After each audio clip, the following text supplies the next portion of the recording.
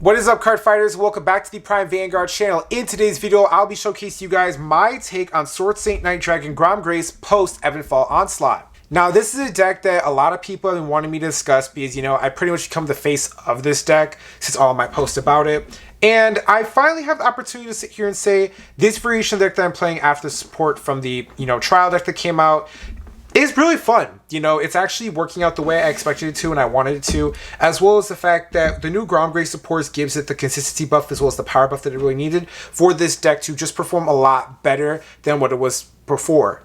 And with that being said, I'm ready to showcase you guys what I have planned for you in today's video. But before we do that, if you enjoy seeing content like that, please make sure to like, comment, and subscribe.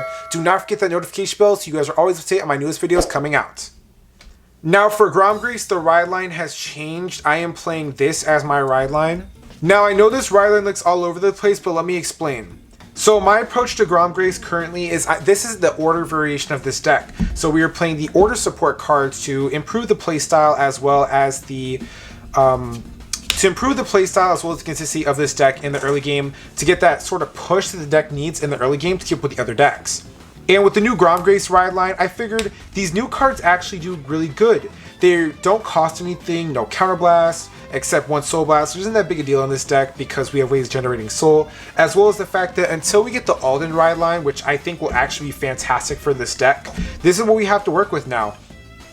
Now Maple, unlike the grade 1, the Instant Angel, can convert herself into a body in the late game with Gramgrace, which this deck has no problem surviving up to. And because it converts itself into a body, that means that in your Gandiva matchups, you don't have to worry about not getting any sort of rear guards if they burn through your hand a lot by just defending or you blocked hard in the early game. And for the star of the show himself, the man, the myth, the legend, we have 3 copies of Sword Saint Night Dragon Gramgrace. Now, Gramgrace with the new support, oh my goodness, it feels fantastic. Your early game still has some issues, but I will say that your late game turns feel really scary. Your numbers are bigger than they've ever been before, as well as the fact that because of the new support, you're able to play a longer game more consistently because you can now block in the early. So you don't have to worry about resource management, things of that nature, because a lot of your card effects don't cost huge amounts of resources that you can't replenish very easily with your other effects, which means that the new support on top of the order support boosts your consistency by thinning out your deck. Your pieces give you extra drive, extra power, your rear guards hit for really high numbers in the early game, and once you finally hit grade 3, you're playing the game of Vanguard that you want to be playing with the additional persona ride benefit. For my next grade 3, I am playing 4 copies of Knights of Soaring Blade for Novel. Now, Fado is amazing. This is one of the key supporting pieces of Gramgrace. This unit has the ability to give you Vanguard 10,000 power plus 1 drive, and it doesn't work until your opponent's Vanguard is at grade 3, which does suck. However, because this card converts your Gramgrace attack into an extremely high number, this no longer feels bad. It's now a 33k attacker, triple drive, and your opponent has to worry about the rearguard numbers that are already over 48,000 base because of their own effects, which means that you have 5 attacks swinging for, not 5 attacks, which means that you have 4 attacks swinging for amazingly high numbers. You're increasing your card advantage on top of the Gramgrace effect, which means that you should have no problem keeping up a big hand with the other decks to protect yourself to push into the later game. And for my last grade 3, I'm playing 2 copies of Knights of War Damage Fado. Somehow, some way, this card always makes itself back into the deck, but it's actually really fun to have. It's a piece that can't be retired by, Gandiva and any other sort of control effects, as well as the fact that the on-hit ability does come up sometimes simply because it gives your deck some form of pressure.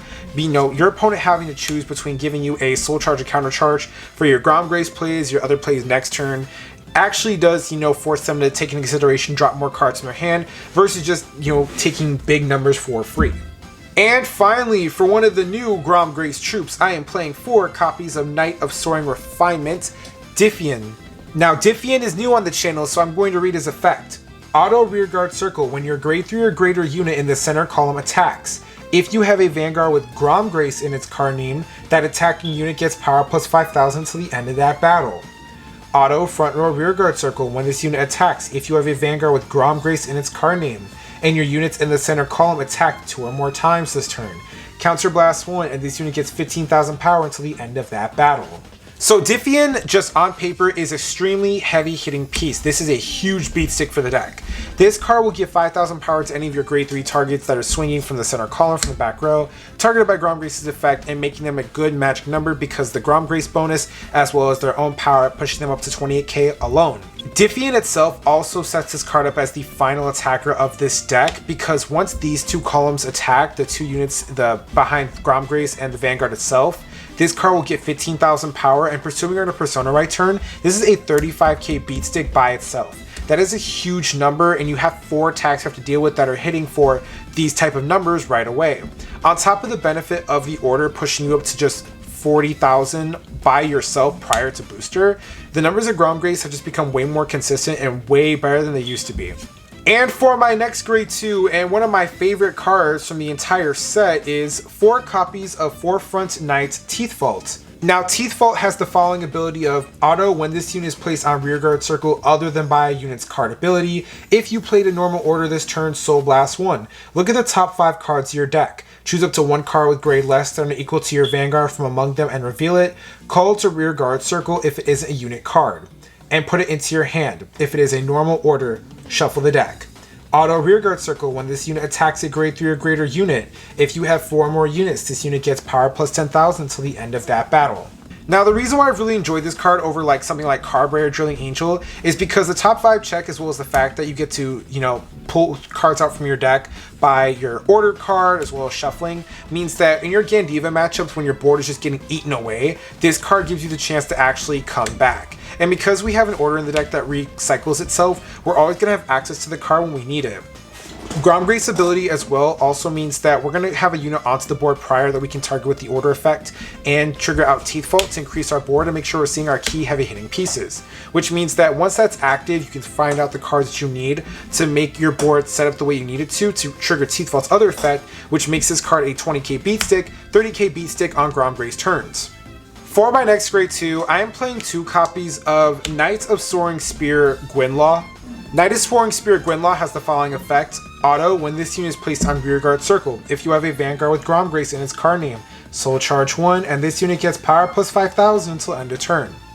Now, Gwila is just a Gramgrace Soul Charger that gets power.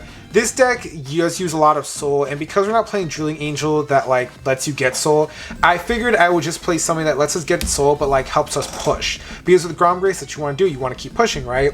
Now, in terms of Soul Blast, your grade 2 in the Riot deck uses soul. This uses soul, but it self-replaces. It puts itself into the soul via Gramgrace, which means that you have self-replacing soul. This uses a soul. The order uses a soul. So you just want to make sure that you have something that's not unreliable like Fado when it's attacking to get the additional soul to trigger all of your effects. Moving on to grade 1s, I have 4 copies of my Keter PGs. And for my next grade 1, I am playing 3 copies of Knights of Brave Advance Kaydan. Now, Kaydan has the following ability of Continuous Rearguard Circle. If you played a normal order this turn, this unit gets power plus 5,000.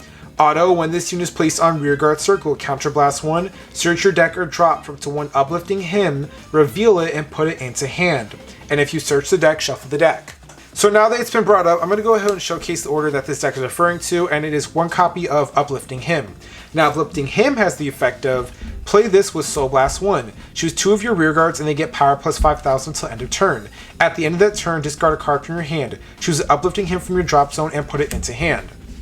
Now, by having 3 of these, you're essentially playing 4 copies of this. This unit being a body on board that searches out the Uplifting Hymn means that in the early game, we're able to call this card out, get the Uplifting Hymn, set up our board with some of our earlier pieces, and start rushing our opponent with some really good numbers. Kaydan getting the 5k benefit is just whenever you play an order, so even if your border formation is not set up properly for you to do that, to activate all the effects, this card at least coming and giving 5k to this means that you could potentially have an 18k attacker or an 18k booster depending on what you're facing against. And for my next grade 1, I'm playing 2 copies of Knights of Soaring Wind Locky. Okay, so Locky or Locky is something that a lot of people have been debating in Gramgrace. Is it good? Is it bad? I'm kind of on the fence too. Right now, from my experience, I say that this card is okay. It is an okay card. I don't think it's mandatory for Gramgrace.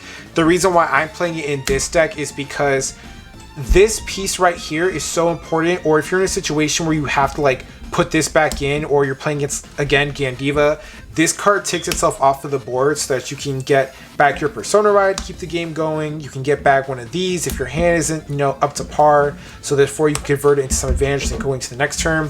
It just makes it to where, like, if it's in play, you know you're going to get your Persona Ride back, so you don't have to worry about not having it.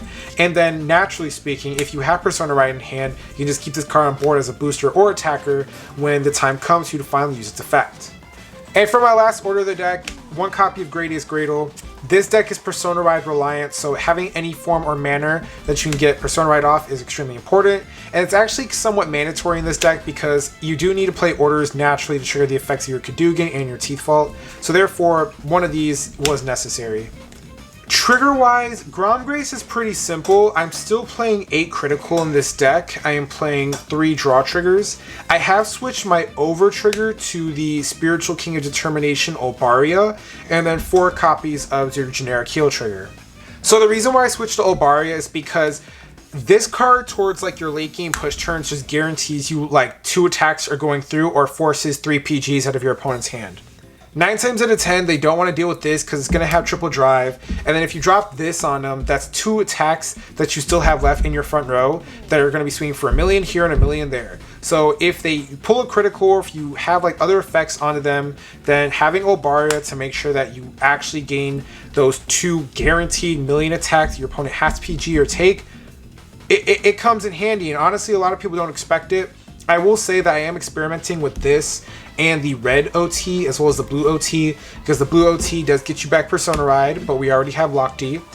But that's it for this video, guys. This is my take on Gramgrace in the current meta of DBT 12 Unveil Onslaught. I will say that I do have a non-order variation of this deck. If you guys want to see that, please let me know in the comment section below, and I'll go ahead and showcase that deck profile to you. From experience, I will say that both decks are about 50-50 in terms of win rate. The non-order variation just is a little bit more generic and a little bit more freedom, more straightforward Gramgrace stuff, whereas this variation is more about consistency and taking advantage of the order for the additional power, knowing that you have a card that can give you bodies back on board, more power, things like that. This is more of like a straightforward, like consistent Gramgrace style of play. But then again, if you want to see my non-order of this, you know, just let me know, you guys. You have to let me know. But with that being said, Cardfighters, that concludes this deck profile. Stay tuned for my other Unveil Onslaught deck profiles coming out, and there are a lot. I've really been practicing because I've been super excited for the set with a bunch of the new mass support as well as support for some of my older favorite decks. I'll catch you later, guys. Peace.